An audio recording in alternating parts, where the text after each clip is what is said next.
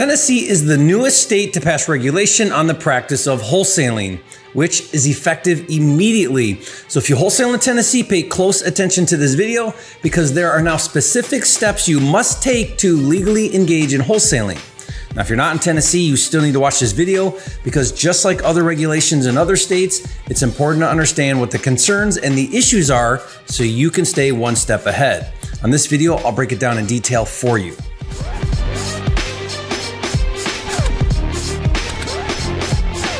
Before we jump into Tennessee, I try to stay on top of all the regulations in all the different states, and I maintain a report which breaks it down so you know how to stay compliant.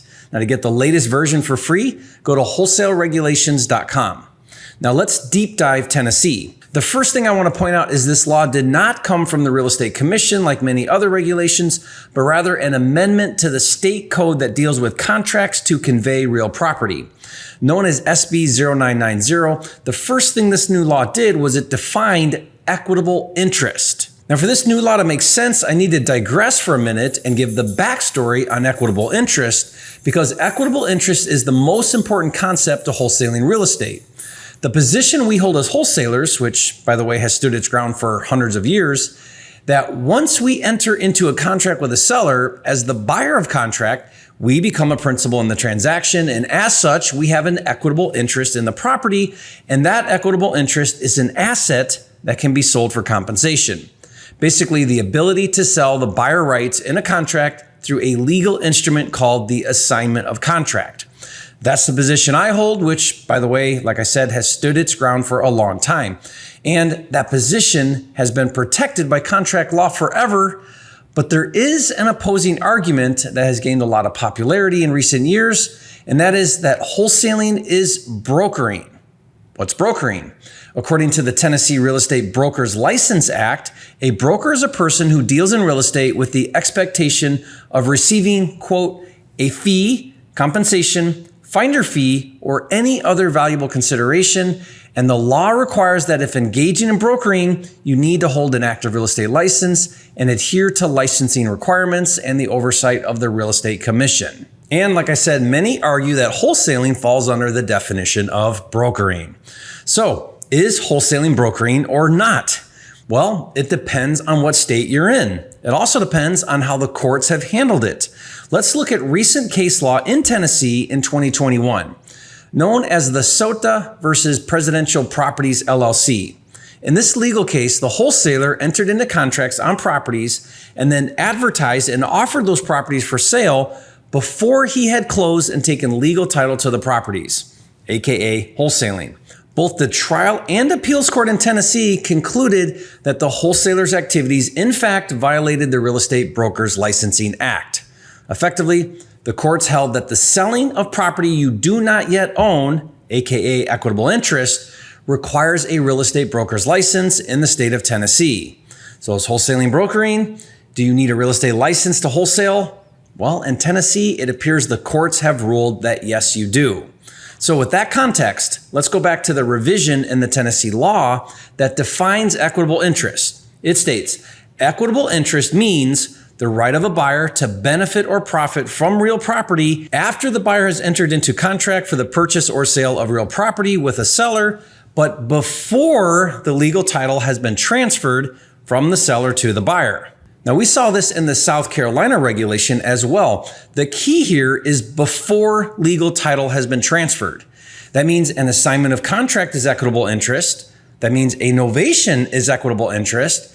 That even means a double closing is equitable interest because remember, the BC contract between you and the new buyer is before you take legal title. All three of those strategies involve contracts where you expect to benefit or profit before holding legal title to the property.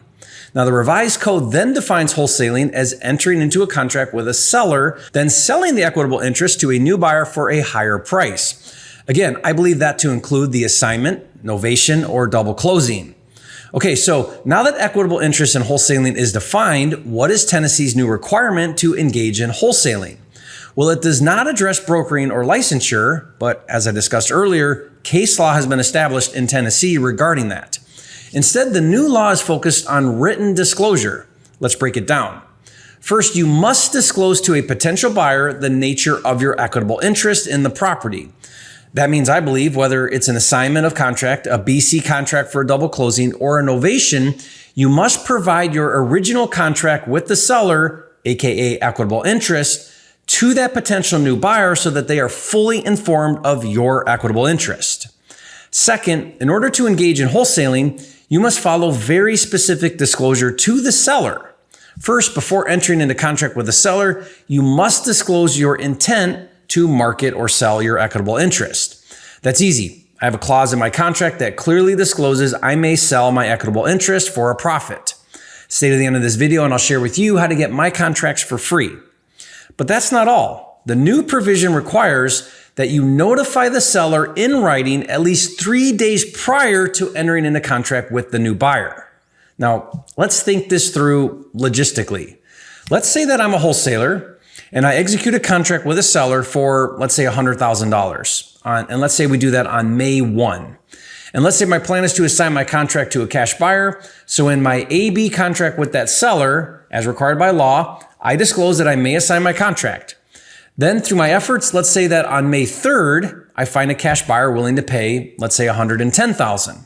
Now, first of all, I'd have to give that new buyer a copy of my original contract so that he's aware of my equitable interest I have in the property. We just talked about that. That's easy enough. But also by law, since I must disclose in writing to the seller that I'm selling my equitable interest 3 days prior to doing it, I would have to say to my buyer, hey, hold on a minute before we sign. First, I need to notify the seller in writing today, May 3rd, that I'm going to assign my contract to you on May 6th. Then after the seller is disclosed, I would wait 3 days until May 6th, and then I would execute the assignment with my buyer, who hopefully still wants my deal and didn't change his mind or buy something else. Now, if he doesn't sign on May 6th, I guess I would have to go back to the seller and say, just kidding, then do it all over again with the next buyer. Now, if this sounds a little ass backwards, I agree. Now, I get what they're trying to accomplish. They want both the buyer and the seller to know exactly what's going on so that they can make a fully informed decision and have the option to say no. But geez, what a freaking hassle. And by the way, this directly impacts me because I own and operate a wholesale operation in Tennessee. But hey, it is what it is, and at least we can still do it. So let's quickly recap and then discuss some alternative solutions. Recent case law in Tennessee ruled that selling your equitable interest, which would include an assignment, double closing, or novation, requires an active real estate license. And the new amendment to the law requires that you disclose in writing the nature of your equitable interest to both buyer and seller, and that you inform the seller in writing 3 days prior to contracting with the new buyer. Now, to help you stay compliant, I'll give you my contracts for free, including an addendum that you can use to notify sellers 3 days prior when you are ready to wholesale your deal. I'll put those down with links in the description below for you. So what do you do if you don't want to get a real estate license and do all the required disclosures? The next best thing is to not market, contract, or sell your equitable interest. Here's what you could do instead. Find a distressed property at a discount, same as before. Then instead of wholesaling it, get the funding and purchase the property and take title. Once you own it, without finding a predetermined buyer, list it for sale on the open market and sell it for a profit. I call this the takedown method, and check it out. No licensing required because you're not brokering. No disclosure required because you're not selling your equitable interest. Just good old-fashioned buy it low and sell it high. Now, here's the cool part. If you do it right, the way I teach, you can make 2 to 4 times more compared to traditional wholesaling. I did an entire series on how to do the takedown method. I'll put the playlist link in the description below for you. And I'm even working on a pilot program where you can get 100% of the funding to buy takedown deals that qualify. So watch that video next to learn all about it, and I'll see you on the next video.